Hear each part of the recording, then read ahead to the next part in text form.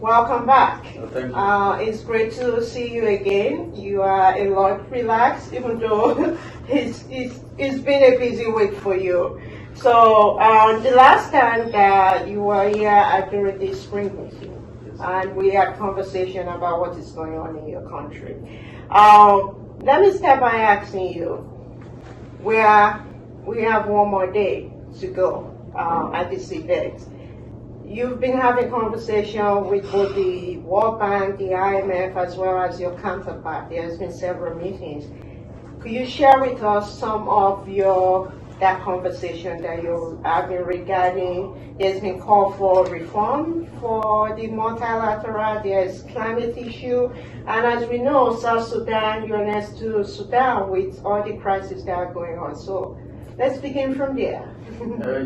Thank you for having me this afternoon. We have had a number of interesting conversations for the last few days. Of course, we still have about 3 days for the meetings to conclude, but I can say discussions have been very productive. Always in a setting like this, there are headline messages that we hear around in our interaction with the IMF and the World Bank, and also among ourselves.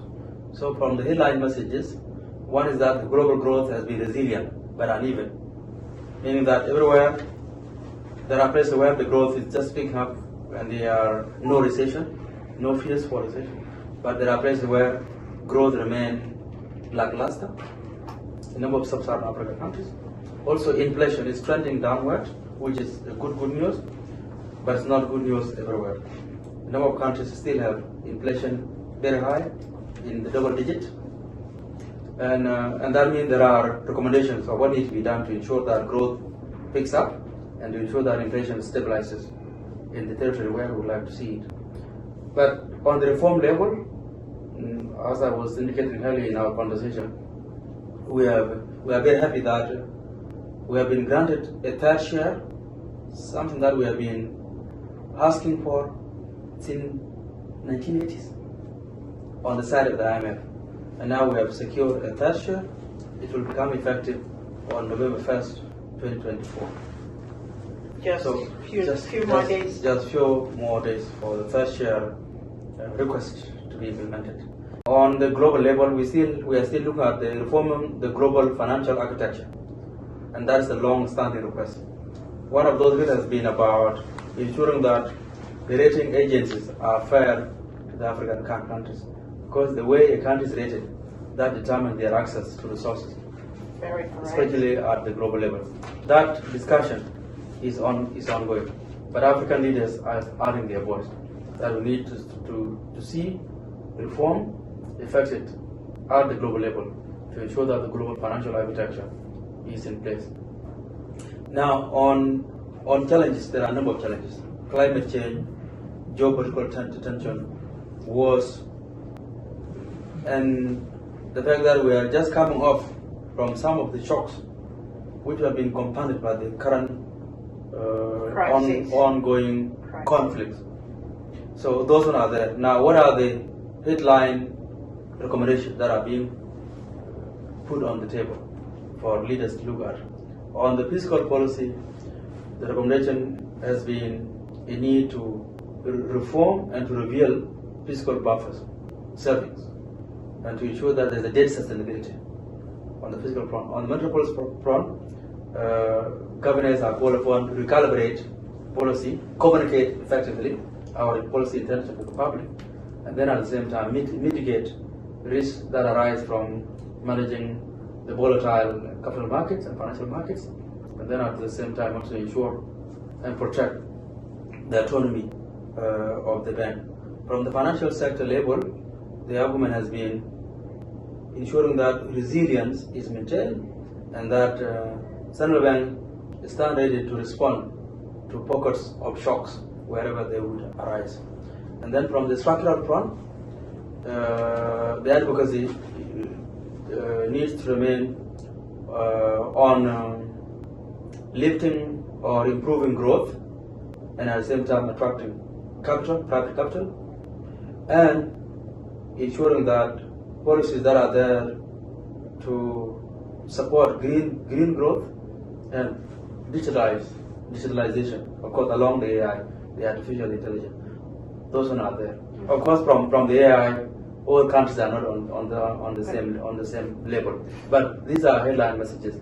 These are headline communication, and some of us are taking them, and I will act on them accordingly. There are those that, let's say, on artificial intelligence or on the digitalization. Of course, digitalization itself per se is what we are taking on in South Sudan.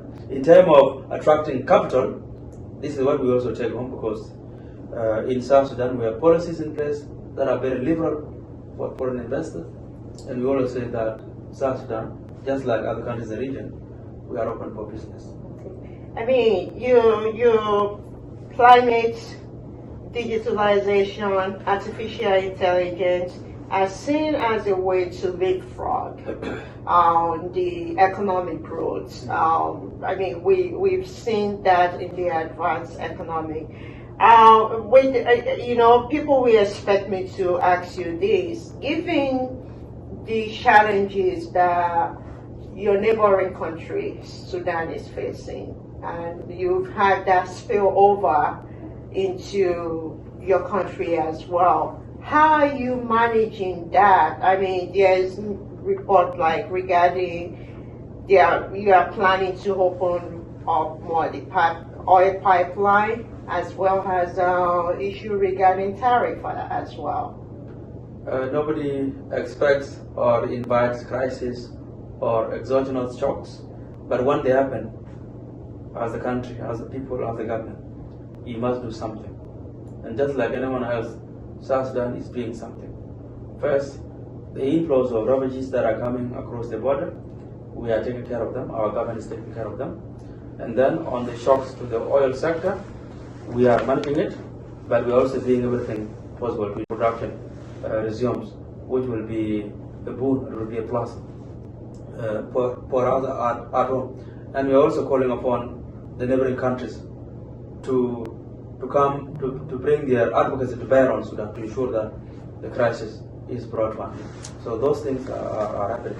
They are typical processes, but we are doing everything to ensure that they are well managed. Okay. Regarding digitalization, as we know, all African nations are looking at that. You also, regarding supply chain, you are close to the South Canal, the Suez Canal, that area. So talk about how you're using digitalization, AI, whether you're looking into, there's conversation here about using Bitcoin, that country are looking at, is that something that your country is as well, you're looking at? No, when we talk about digitalization, there are different levels to look at it, but there are also areas of focus. At home in South Sudan, we are not looking right now, while in future, the issue of blockchain technology, the issue of digital central bank currencies could become a reality. At the moment, they are not a reality. Mm-hmm. Our focus on digitalization is to ensuring that we automate financial services and other payment system. Because traditionally, we used to be an economy that depends so much on cash transaction. But we see that there are risks that come with cash. So as a result, we are telling our people to open bank accounts. We are encouraging commercial banks to reach out to the households to ensure that those who are not banked are banked, because there are so many benefits that come with bank account, having the loan, having the security, and the convenience. So these are the focus. On the AI itself, we are one of those that are a bit behind, but we're not totally forgetting it, but we will come on board. On digital bank currency, we are thinking about conducting a study, but we're not yet there. You know, in the region there are countries that have done it. Yeah. Kenya is moving there very close with the pilots, but Nigeria is one of those that has come with e-matter. South Sudan is not yet there, but we are conducting a study. And we know that the future lies in this area of AI, and digital currency. But our focus right now is on digitizing or automating financial services. And the gains that we are seeing are encouraging. Okay. To wrap this up, I don't want to take too much of your time. We will always follow up with you. So, youth and women are a major part of the conversation of the population.